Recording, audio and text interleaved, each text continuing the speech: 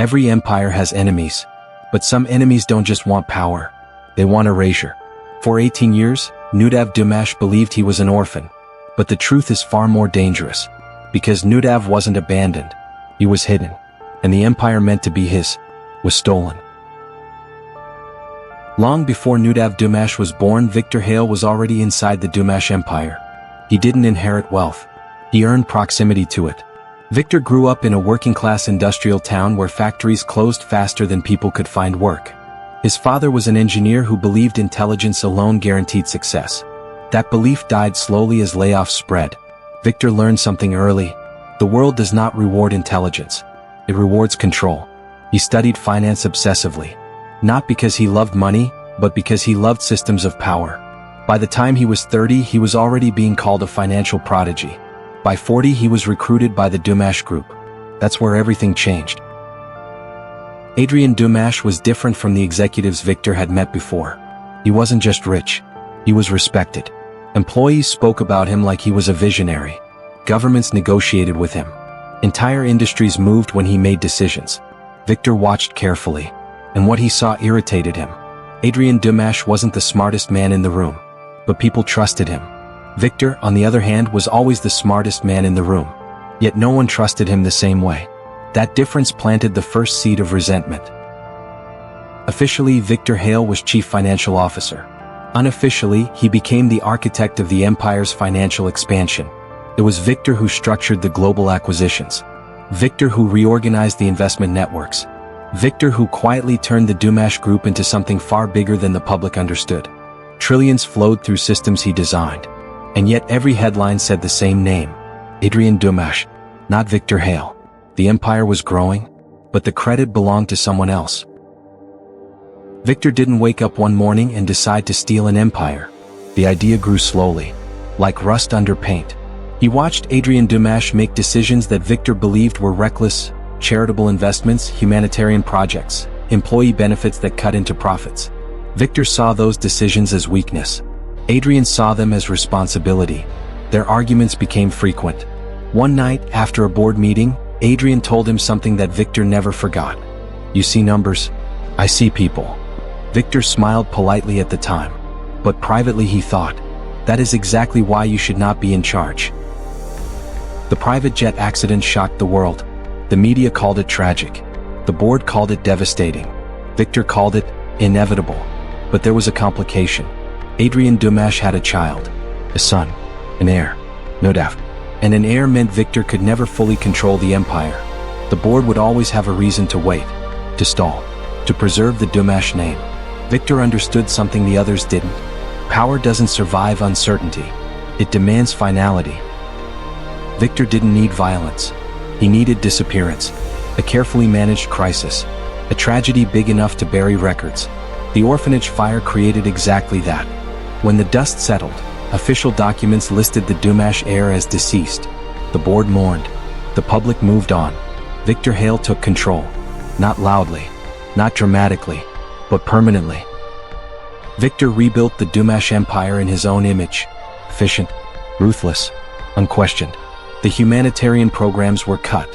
Riskier but more profitable ventures expanded. Governments feared the company instead of admiring it. Under Victor's control, the empire became even richer. But it also became something else, colder. For 18 years, Victor believed the past had been erased. Until a ring appeared. Until a name resurfaced. Until a system returned a result that should have been impossible. Nudav Dumash, alive.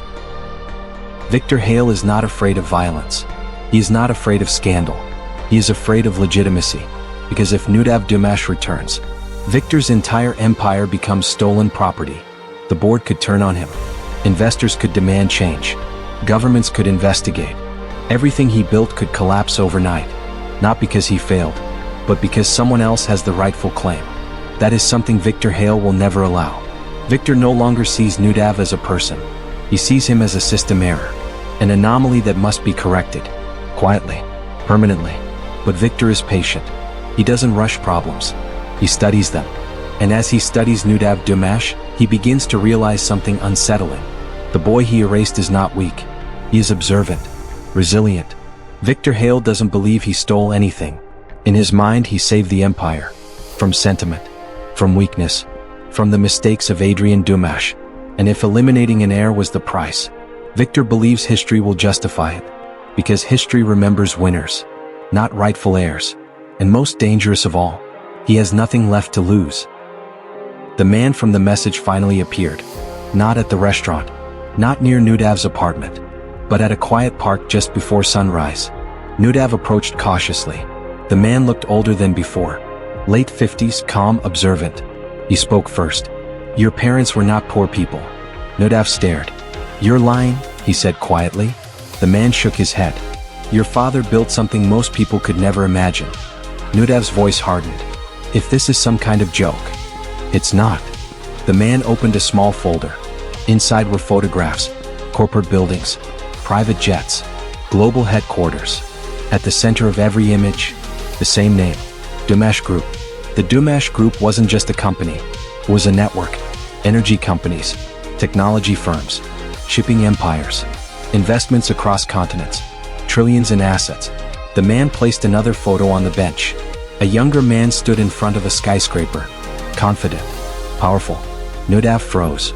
The face looked familiar, too familiar. "That's your father?" the man said. Silence. His name was Adrian Dumash. Nudav's hands trembled slightly. "If this is true," he whispered, "why didn't I know any of this?" The man's expression darkened.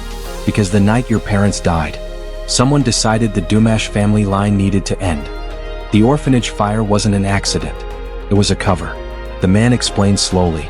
"After Adrian Dumash died in what the world believed was a private jet accident, power inside the Dumash empire collapsed.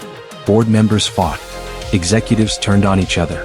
But one man moved faster than the rest. A man who understood power better than anyone.